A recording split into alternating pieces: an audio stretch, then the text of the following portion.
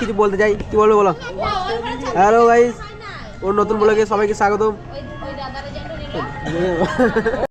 তো গাইস এখন চলে এসেছি সমুদ্র সৈকতের সামনে।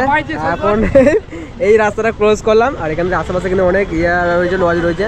এগুলো কিন্তু ভাড়া কিন্তু প্রচণ্ড বলবে, কারণ হচ্ছে যে এটা ডাইরেক্ট ভিউটা সমুদ্র পেয়ে যাবে, এখানে দেখতে পাবে। তার জন্য আমরা কিন্তু এই লজে, দুটো লজে পরে আমরা আছি তার পেছনে। আর দেখো এখন চলে এসেছি বালি, এখানে কিন্তু সিঁড়ি হয়েছে, এখানে জল যখন বাড়ে বুকের উপর লাফাতে আছে, এগুলো বালি রয়েছে দেখো। মানে এগুলো তো জল আসে যখন বাড়ে। এখন সামনে রয়েছে সমুদ্র বিচে কিন্তু অনেক কিছুই বিক্রি করছে, এখানে আশেপাশে দোকান, সব রকমের দোকান রয়েছে। কিন্তু অ্যাকচুয়ালি এখানে কিন্তু দামগুলো অনেকটা বেশি। আমাদের এখানে যেটা 10 টাকা, এখানে সেটা 20 টাকা, 10 টাকার ওপরে বেশি। এটা আমাদের ওখানে যেটা 5 টাকা, এখানে 10 টাকা। তারপরে সব রকমই দাম বেশি।